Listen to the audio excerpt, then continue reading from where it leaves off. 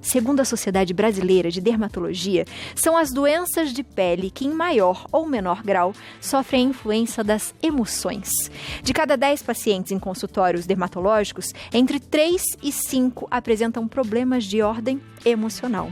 Para explicar como as emoções podem influenciar na saúde da nossa pele, eu recebo aqui na nossa casa a dermatologista doutora Ana Beatriz Schmidt. Sua linda, seja bem-vinda. Muito obrigada. Eu que agradeço, doutora. Eu que agradeço sempre.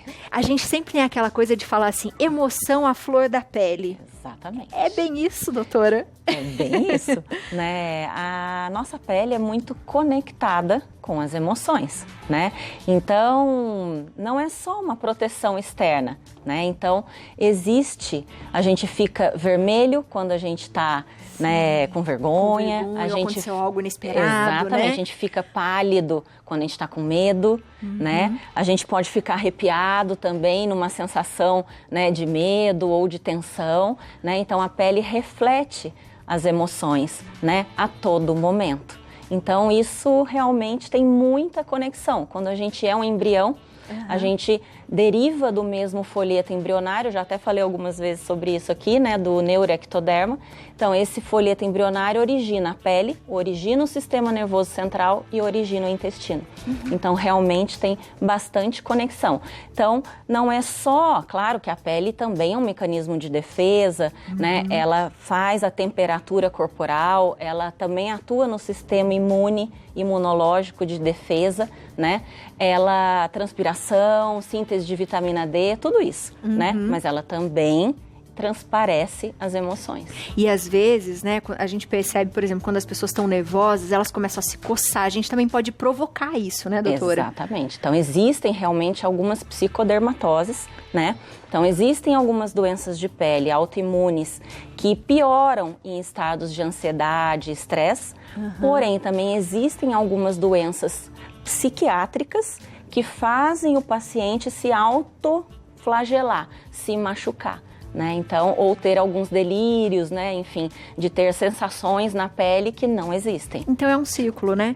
Por exemplo, o que eu sinto pode ir para minha pele, né? E o contrário também, né? Exato. Da pele para o emocional. Exatamente. Como eu digo assim, geralmente numa consulta médica, né? Que dura geralmente uma hora e pouquinho, né? Durante uns 10 minutos, a gente reserva para examinar realmente o paciente. E os outros 50 minutos, a gente avalia a alma, né? A gente avalia as sensações e as emoções, para poder, às vezes, descobrir certos detalhes que eles não nos contam diretamente. As alergias, por exemplo, tem a ver com isso, Tem doutora? a ver. Algumas delas têm, né? Alguns tipos, por exemplo, dermatite atópica, algumas urticárias também, urticárias de estresse, tem bastante relação com o emocional também. E a gente fala muito das psoríases. Psoríase, vitiligo, né? São doenças realmente, por exemplo, até hoje não se sabe realmente 100% a causa do vitiligo, né? Mas que geralmente ele aparece em algum fato da vida, de perda de algum ente querido, né, de algum, né, estresse psicológico muito grande, e aí desencadeia aquelas lesões brancas na pele. Meu Deus, a gente tem aqui, doutora, na tela, coloca pra gente aqui também no plasma, o que a gente tem aqui, doutora? Explica pra gente. A gente tem realmente lá o vitiligo, né, que eu falei, que são as manchas brancas, né, a psoríase, que também é um tipo de doença de pele autoimune, inflamatória, faz placas vermelhas na pele, piora bastante em estados de ansiedade e estresse. Alguns tipos de eczema, né, também podem ser favorecidos, né. O herpes simples, então pessoas que têm herpes, por exemplo, que é um vírus, né? O vírus herpes, o que acontece? Geralmente, quando tem algum estresse, alguma ansiedade, ele desenvolve. Aí cai a imunidade. Cai a imunidade. Porque tem relação do emocional com o sistema imunológico. Claro que é toda uma fisiopatologia um pouco complexa, até para a gente explicar aqui. Aumenta cortisol, aumentam citocinas inflamatórias, enfim. E as lesões podem surgir, né? A rosácea também, porque o rubor, né? Então, às vezes a gente está numa situação mais constrangedora, está com vergonha de alguma coisa, às vezes a gente vem aqui na TV ao vivo, né, por exemplo, e fica rosadinho, fica vermelho, né? Então, quem tem essa inflamação na pele pode piorar. E a alopecia areata, que também é um tipo de queda de cabelo que fazem, né, se formam placas sem cabelo, pode ser no couro cabeludo, pode ser nas sobrancelhas, perder cílios ou pelos do corpo todo. Barba em homens também, Barba né? em homens também, e é muito relacionado à ansiedade, estresse, esses fatores psicológicos também. Doutora, então, por exemplo, se uma pessoa já tem vitiligo, por exemplo, e ele passou por algum problema de estresse, tá? Já tinha aconteceu, Sim. já tem, isso pode aumentar? A mancha pode aumentar o tamanho? Pode aumentar. Então, são doenças que podem ser desencadeadas num estado emocional alterado, ficarem estáveis e toda vez que tiver uma oscilação emocional, elas piorarem, por exemplo. E não se sabe muito bem, sabe que tem essa conexão, né? Mas a gente não sabe muito bem o porquê, né, que isso acontece, né, em alguns casos, né, principalmente do vitiligo. E geralmente, o que eu observo nos meus pacientes no geral, que o vitiligo é desencadeado com alguma coisa emocional, de ansiedade, e aí ele aparece. E aí, no decorrer da vida, é uma doença que pode até se curar sozinha, mas tem muitos casos que se tornam crônicos, né, que ficam durante a vida toda. E toda vez que o paciente tem alguma queda emocional, ela volta e ela piora. O melasma é assim também? A gente pode dizer que existem alguns melasmas assim? Existem algumas teorias de melasma, sim, tá? Que eles podem ter relação com o emocional, mas não 100% desencadeados por isso. Mas em alguns casos, eles podem realmente piorar. E como que a gente faz o tratamento, doutora? Bom, depende, claro, do qual tipo de doença a gente está falando. Tem vários tipos de doença e tem outros tipos que são mais intensas por estados psiquiátricos mesmo, né? Então, geralmente, uma abordagem tem que ser multidisciplinar. Então, às vezes, não adianta só a dermatologia entrar nisso. Tem que ter uma psicoterapia associada, né? Tem pacientes que a gente indica até métodos alternativos, né? De meditação, de mindfulness, tem estudos, né, para psoríase até com isso, né? De melhora desse tipo de lesão de pele realmente quando você promove algum estado de relaxamento. E claro que tem problemas que tem que ter a intervenção de um psicólogo, às vezes até da psiquiatria junto, com medicamentos, né? E essa abordagem psicológica associada, senão só o tratamento dermatológico não vai segurar. E a maioria dos pacientes, principalmente quando são esse tipo, né, são esses tipos de doenças, que é a acne escoriada. O que é essa acne escoriada? O paciente cutuca as lesões de acne, elas ficam maiores e mais exacerbadas do que elas normalmente seriam, né?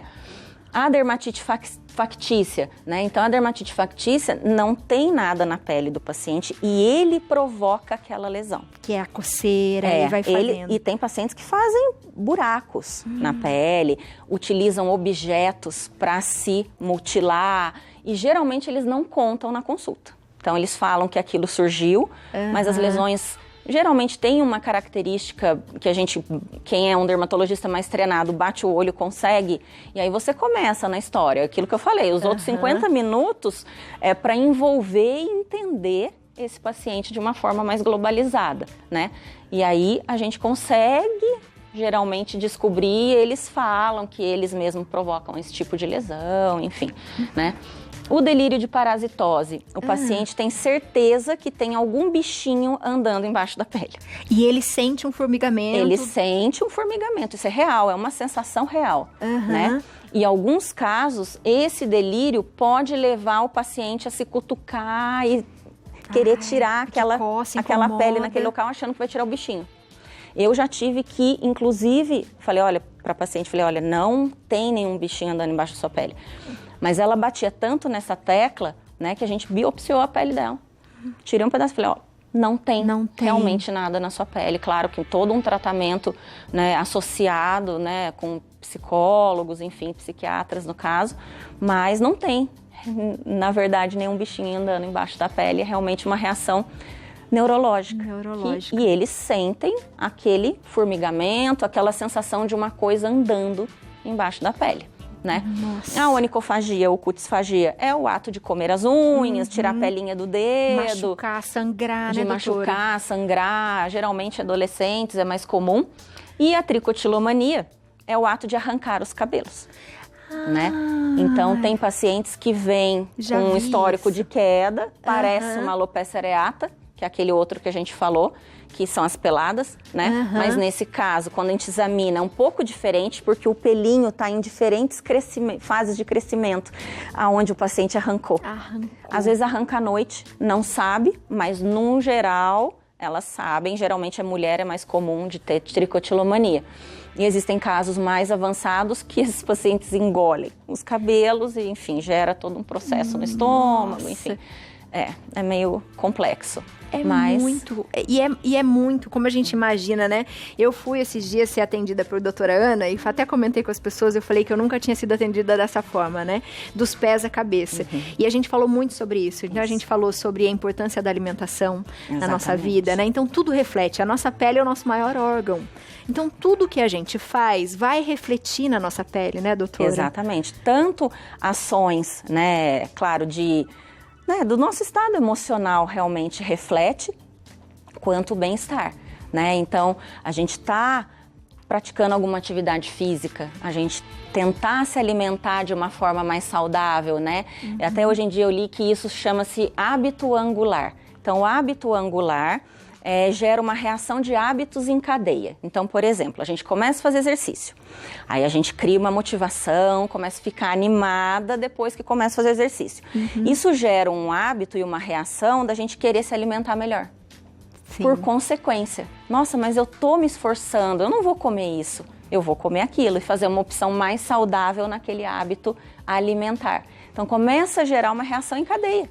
Né? Então, assim, aconteceu muito isso comigo também, te dei esse exemplo. Eu comecei a fazer exercício, isso me gerou uma melhora na alimentação, e isso gera uma melhora de bem-estar, a gente querer se cuidar, a gente querer se sentir melhor e transmitir isso para vocês também, né? Para vocês buscarem esse equilíbrio junto. Não é só o tratamento dermatológico, a gente também tem que fazer a nossa parte para ajudar. Com certeza. Colega, né? E isso lembrando, né, que a gente tem várias técnicas hoje pra gente ficar mais jovem, não é? A gente tem várias coisas que podem ser feitas, mas nada vai durar a longo prazo se a gente não largar hábitos, por exemplo, até o próprio tabagismo, né, doutora? Não dá pra você maquiar sempre aquilo.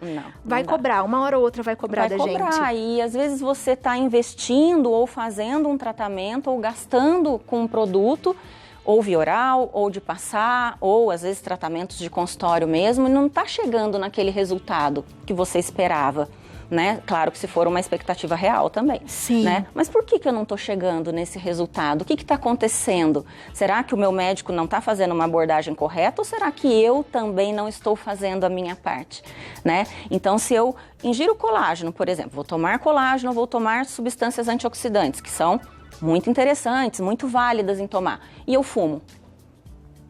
Eu não estou tendo o efeito esperado 100% daquele tratamento, porque eu estou degradando aquilo que eu estou ingerindo, ou aquilo que eu estou fazendo, né? Ai, minha gente. Então, às vezes você não está realmente no caminho correto. A gente espera que as pessoas façam por nós, tudo.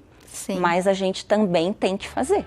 A nossa parte. A gente também tem que fazer a nossa parte. E cuidando principalmente do primeiro aqui de dentro para depois de fora, né, doutora? Exatamente. Sempre isso. Sempre isso. Comprovadíssimo isso agora, né? Que a gente acabou de falar como as emoções mandam em todo o nosso corpo e reflete na nossa pele, no nosso rosto, no nosso corpo. Doutora, seja bem-vinda sempre, viu? Muito obrigada. Eu que agradeço sempre pelo convite. Agradeço. Lindíssima como sempre, né? Falo pra vocês, ela é minha inspiração, essa doutora, tá, minha gente? Fico muito feliz de coração mesmo, de coração. Que bom. Eu também. Então você aproveita, você de casa, segue a doutora aí, que tem várias dicas, tá? @doutora Ana Schmidt, tudo junto, é o Instagram da doutora. Um beijo, viu?